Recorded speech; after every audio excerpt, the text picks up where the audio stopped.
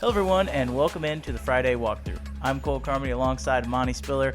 Week 5 of college football, and boy, do we have a fun show coming for you today. K-State beats Oklahoma, prepares for Texas Tech. We're going to talk about all of that and more on this episode of the Friday Walkthrough. We are sponsored by the Part-Time Beverage Company. The first half is sponsored by Club Special. The second half is sponsored by the Cape Cod. Make sure you're getting in, trying those drinks. Make sure you're hitting subscribe to the YouTube channel, subscribe to GoPowerCat.com, and wherever else you get your podcasts. Wow, what a win for K-State on Saturday. Big win, big win. You know, going back to last week, we were talking about predictions, what we expected. You were the only one who picked K-State to know of anybody I talked to, by the way, so congratulations. Appreciate it. I had faith in the guys, and we talked about what needed to happen. We knew we had the pieces there to make it happen, and not saying that, you know, I predicted specifically what was going to happen, but they kind of went by script what we talked about what needed to happen. Martinez did the RPO, had a lot of big runs, some big throws, confident throws. What shocked me initially was the throws to Stennett early, because he played a role in blocking, but he hadn't had a lot of balls thrown to him.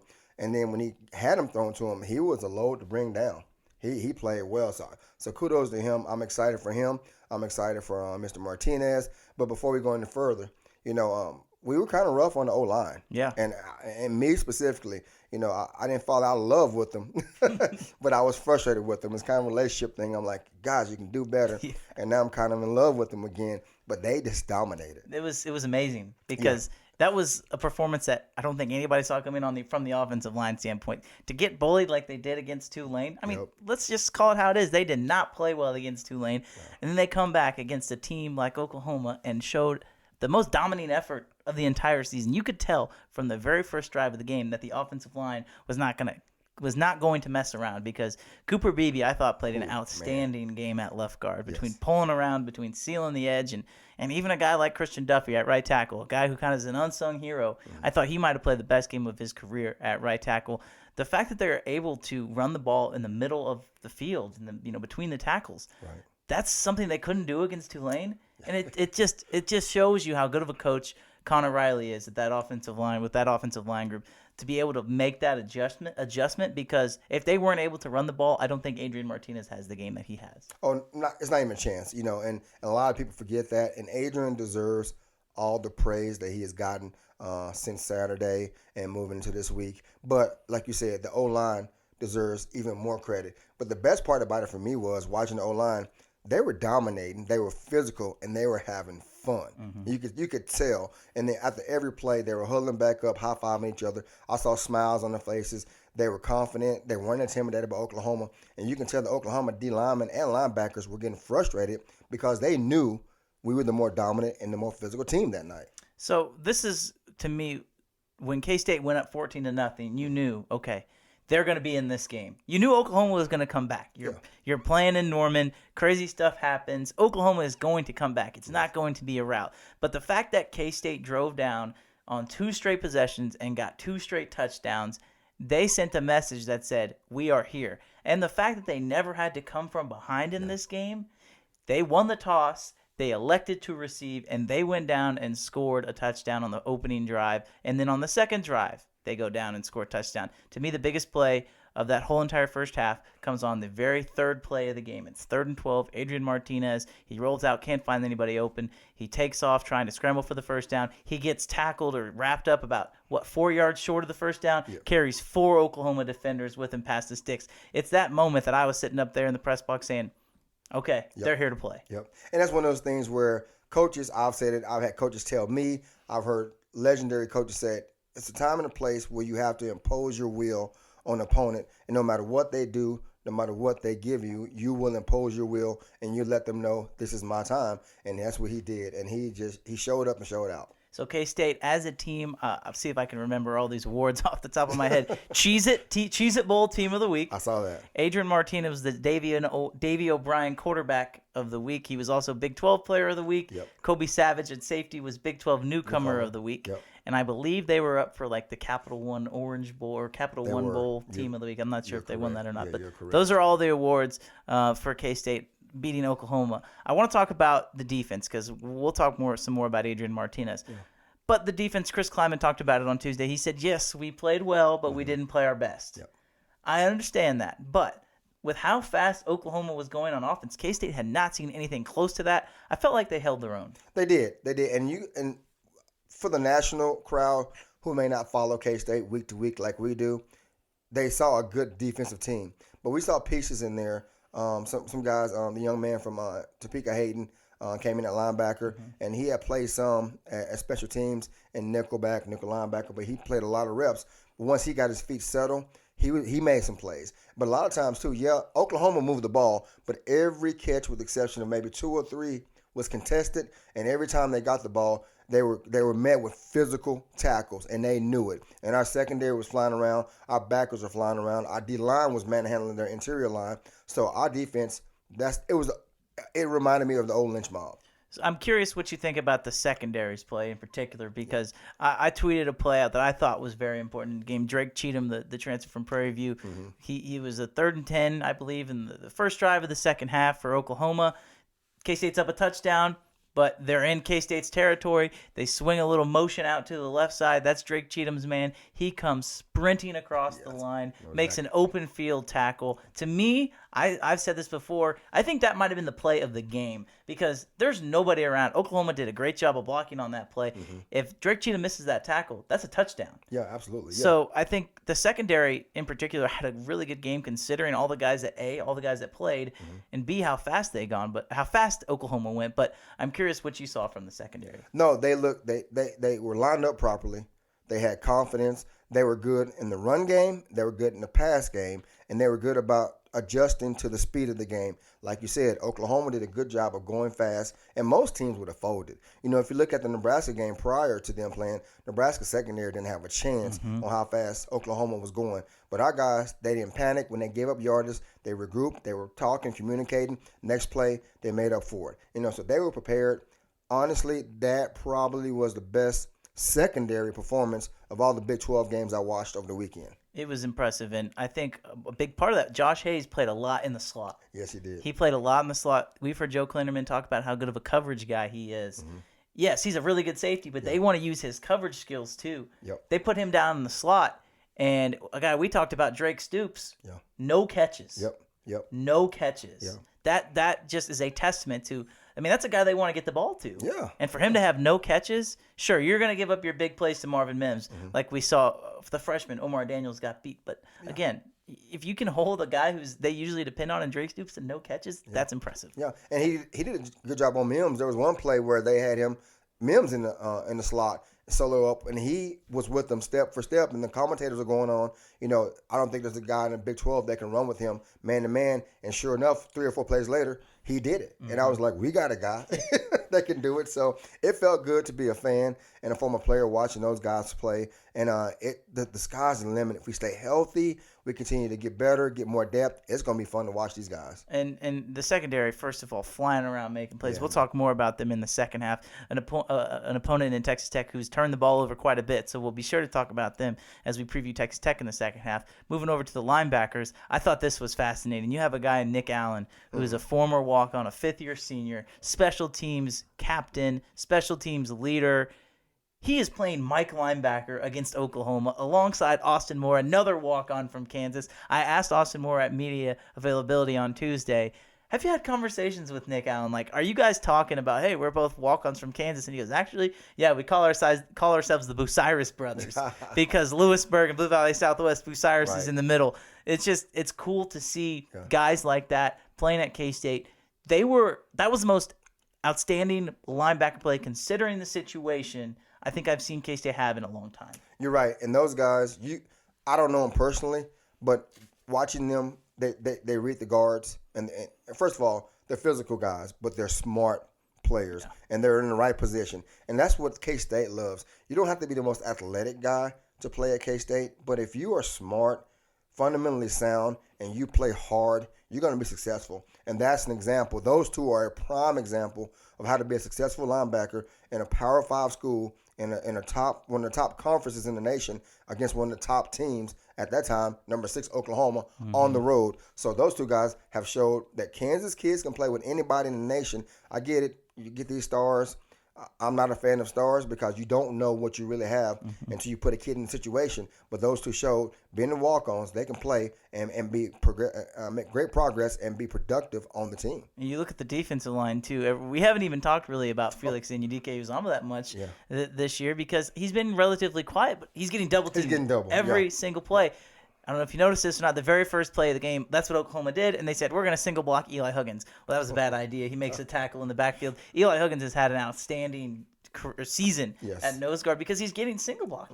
That's just not a good idea if you're an opposing team. Yeah, and I guarantee, and Tech knows, like last year we talked about Felix, he had his coming out party, but Huggins ragdogged a couple of guys, and not just the running backs. He was ragdogging centers and guards. They were coming and blocking him, and he was basically saying, okay, I know you're supposed to block me, but get off me, and I'm going to make this play. And he did it consistently. There was one point in the game, if you watched on TV, where his face mask was bent, and he kept playing. He finally went out and got it fixed. But that's another guy that came to show, that showed that he came ready to play, and they showed up, man. It was a bend but don't break effort. Absolutely. In reality, they held Oklahoma to 27 points. Yeah. They scored a touchdown at the end of the game, but in reality, they held Oklahoma to 27 points through 58 minutes. It was an outstanding effort by the defense. On the offensive side, I mean, Adrian Martinez, what can you say? I mean, the kid proved everybody wrong, and he had his back against the wall and showed that, you know what, I am better than what I've shown. I'm better than what I showed at Nebraska. This is how I'm going to play. The expectations are now there for him to repeat that every single week, at least come close to that. Maybe not the outstanding effort he had, but I mean, he just could do no wrong on Saturday. He couldn't. And you could tell at the end of the game, his teammates, his coaches were so happy for him. You know, you get a lot of teams, some guys will show a fake smile and high five because it's the thing to do. I could tell every guy that came up to him during the game and after the game, there was a genuine joy for him because they know the media had drugged him the week before. There were fans calling for his head, play the freshman kid, what's going on, the play calling. But you could tell everybody in that team, they bought in. They said, you know what, we're going to block out the outside noise. We know what you can do. We've seen you do it this summer. We've seen you do it in the camp. Go do it, and he did it, and I was happy for him, And it's one of those things where he showed that he can play. And I think, honestly, moving forward, teams have to respect him. And I know K-State trusts him to do more and more each week. And speaking of that, Coach Klein called a phenomenal game. Yeah, so I was really happy. That's where I was going next. I felt like I was watching Colin Klein playing quarterback a little bit. How many quarterback powers did we see? Seriously. Quarterback counter plays, some read option plays. It felt like it was Colin Klein and John Hubert in the backfield as opposed to Adrian Martinez and Deuce Vaughn. You're right. I mean, the schematically, how they managed the game. I mean, there was so much more pre-snap motion. Yes. There's a lot more eye candy, right? It was really a good job by Colin Klein. If that's the offense we saw in the bowl game. Yeah, it is. It is, and it was smooth. It was fluid. Guys were getting the blocks, and there was no hesitation with Martinez in the backfield. Second and third touchdown when they were on the goal line, and they faked it to Deuce. Everybody went to Deuce. He pulled it at the last minute. He maybe one guy touched him, but he basically went untouched into the end zone, and that reminded me so much of Colin when he played, and that brought the biggest smile on my face because with K-State, you get these new offenses, you get everybody up and coming. K-State's been known for recycling a lot of plays, and they run it because it works. And football is football, and they do a good job of it. It was outstanding to watch. Adrian Martinez played the best game of his career, and you hope for the kid that he can emulate that each and every week because if he can, not only is it going to help K-State, but it's going to help his future too. Those are the type of things that you look for out of your quarterback. Last thing I want to ask you before we wrap up this first half and transition to the second half. How does K-State keep this underdog mentality, but also knowing that they're the hunted? Because when you're at Oklahoma, you are the hunters. That target is now on K-State's back. They're 1-0 in league play. How do they maintain this underdog mentality while also knowing that they are the hunted? There are so many variables that's taking place right now. And for me, if I was part of this current team, number one, I won't forget the loss to Tulane. You got to understand that, because everybody doubted you. Yes, forget about it, but it needs to stick in your head. For two, you got some national media, some national love. We're in top 25 now. We've been there before, but we can't worry about that. But the most important, you're 1-0 in the Big 12, and you're in a position to be great, So you're so many steps above other teams. and knowing you have a Tech team coming in that's played 2 overtime games, that you're favored, but that if you don't understand what's ahead of you as a player and as a team, that's on you. So I don't think they have any problem getting ready for this Tech game because they know Oklahoma was great, but it's done. It's done and over with moving forward because if you lose a Tech, Oklahoma game means nothing. Kind of like we beat Missouri. We were all, hey, K-State, oh, crap, we lost to Tulane. Same old K-State. Doesn't matter. So we have to win this game at Tech, because if not, we beat Oklahoma, so what? Now you're 1-1 in the Big 12, and you're kind of in the middle of the pack of that. Yep. We'll talk more about that as we get ready to go for the second half here on the Friday Walkthrough, and we will see you after this short break. Welcome back in here to the Friday Walkthrough. I'm Cole Carmody alongside Monty Spiller. We're sponsored by the Part-Time Beverage Company. The first half sponsored by Club Special. The second half sponsored by Cape Cod. Let's get into this game against Texas Tech. You talked about it at the end of the first half, but obviously for many reasons, this game is massively important. I want to talk about Tech before we get into the bigger picture stuff. They go fast. Monty, they ran over 100 plays against Texas last Saturday. Yeah, and we have depth at linebacker. We have depth at D-line. We have depth at secondary. That's going to pay off this week because you're going to have a lot of guys ready to play a lot of snaps. I'm thankful that the game is at 11 o'clock in the morning rather than the afternoon where it could be potentially very hot. Kansas weather. You never know. So hopefully that plays in our favor as well. But they do go fast. But on the flip side, the fact when they do go fast, if they make a mistake, and first down is going to be key. Like coaches say, you have to win first down. So if K-State can limit Tech to 3 yards or less on first down, that's a win for us because at that point, it minimizes what they can do in their playbook and it forces them to slow down a little bit. But we have to be focused on first down and winning first down. So that's going to be key. As much as I love watching Tech play this week, I don't want to see them going fast. So as a player, I mean, when you played, obviously it was a little bit different. It wasn't every single week where there's tempo like there is now. But was there a team that you can remember that, I mean, maybe not 100 plays in a game, but was in that 75 to 85 range that you can, and how just taxing was that as a defensive player? Very. It's kind of ironic you say that. I was fortunate enough to play in the very first Big 12 game, and it was Texas Tech and K-State. I remember the temperature was ridiculously hot. I was a redshirt sophomore, I want to say, that year, and we played several guys cramped up. We were rolling in and out. It was crazy. We ended up winning 21-14, I want to believe the score was.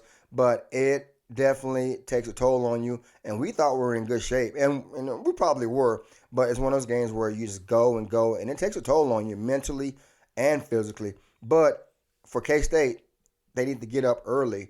And so if they get up early, Tech will still play fast, but we can slow up. We have a good run game, so we can slow it down. So we need to get up early, use the run game in our favor, and keep our defense off the field. But as a player, it was definitely a very taxing situation, but it was fun. We got the win. Do you think that playing Oklahoma, where they went really fast too, because there was times where Oklahoma fans would complain because Oklahoma would get a first down and the PA announcer would say Boomer, and then the rest of the crowd would say Sooner. Right. Well, as they're about ready to snap the ball, all the fans are yelling Sooner. It's causing a false start. Those are what Oklahoma fans are claiming anyway, right? Okay, you're blaming your own PA announcer, but nonetheless, do you think going as fast as OU went, that's going to help K-State this week? It will.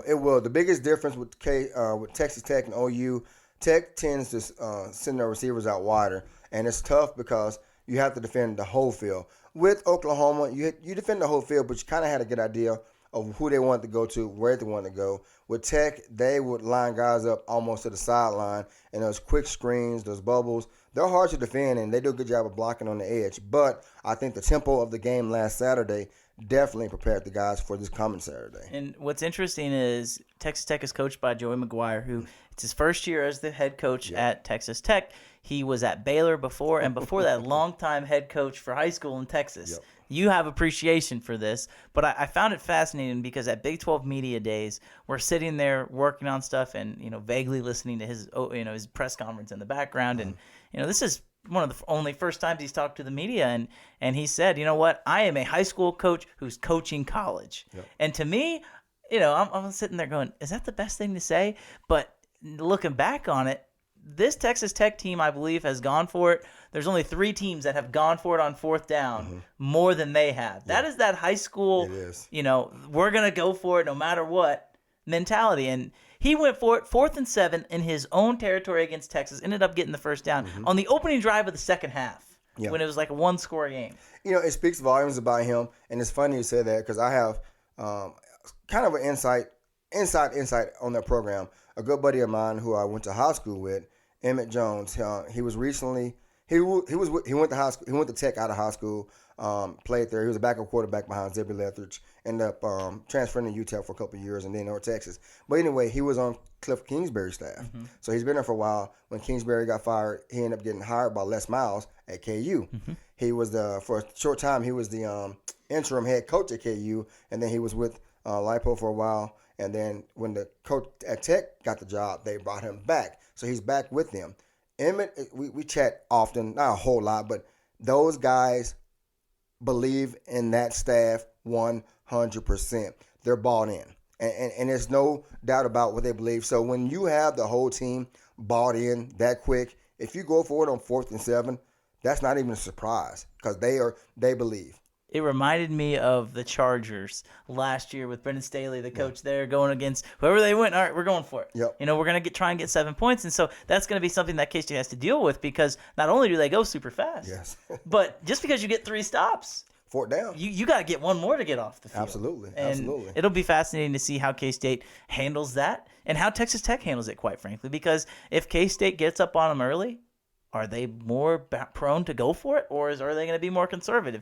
It'll be fascinating, but that mindset it's analytic driven. This is what we're seeing now with football. So I mean, credit to them for doing that. And Chris Kleinman has talked about it too. They're a very analytical team too. Yeah. K-State goes for it a lot on 4th down. We saw that in the Oklahoma game. Well, I'm sure that'll continue, but I'm excited for this game because just because you get 3 stops, it doesn't mean you're getting off the field. Yep, exactly. And that's one of those things where I think K-State understands that. They'll be prepared for it. They'll keep a lot of guys ready to run in and out based on down and distance and personnel. But on another side about the game, I think K-State, and we talk about it all the time, K-State special teams will play a major role. But I think the biggest determining factor of how the game will sway is turnovers. And I think our defense will force at least 2 turnovers, at least. And if they can do that, that puts us in a great position to be successful. K-State and Oklahoma did not have a turnover in that game. It's a very rare thing to see in college football now. Neither team had turnovers. Right.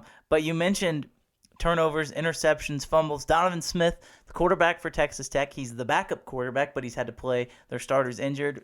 All signs indicate that Smith will be the starter against K-State. He's a good quarterback. He's put up some good numbers, but he's thrown 5 interceptions already, including 3 interceptions in a game against Houston, which they ended up winning in overtime. But he will turn the ball over. Yeah, he will. He's young, but he's not. He's fearless, and he's one of those kids where they allow him to go make plays, and that's one of the things I think the coaching staff says. You know what? We're going to take our chances with him. Take the good with the bad. And they've been successful, more good than not.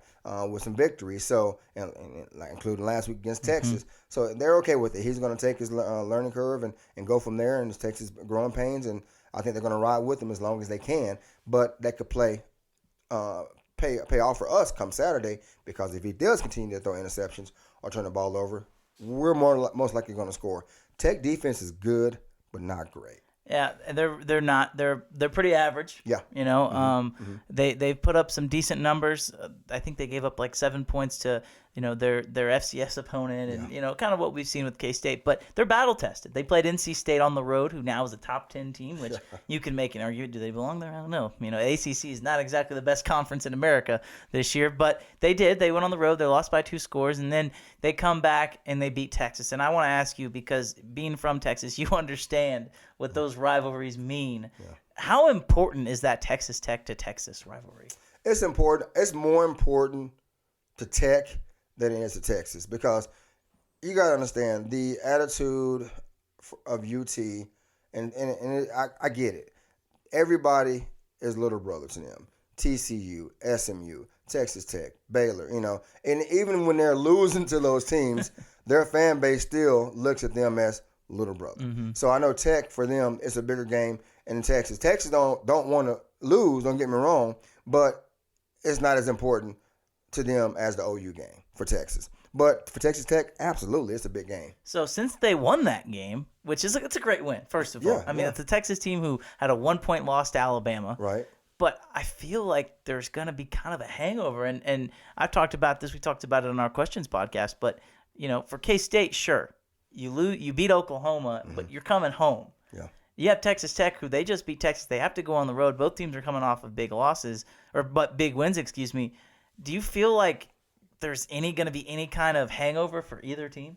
I think for Tech, absolutely. For K-State, no. I think K-State is in a situation where they understand, you know what, yeah, you guys beat Texas, we beat Oklahoma on the road. You guys went at home. Like I said, we're on the road. But I think K-State has more dog in them. They want it more. And Tech is happy to be where they're at with a new coach, new players, and still be above 500 at this point. So I think K-State wants it more. And I think when they come to Manhattan, whenever you come home to Manhattan and play in front of your home crowd after a big win, you want to show them, see, it wasn't a fluke, and we're going to show you how we did it and why we did it. I find it hard to believe that K-State's going to have another Tulane game against Texas Tech. I'd be shocked. I don't see that happening just because I think this team is laser focused in. But there is some things I want to talk about offensively. We talked a lot about the defense so far in this episode, but offensively, they did some really good things, and I think a lot of the stuff is repeatable.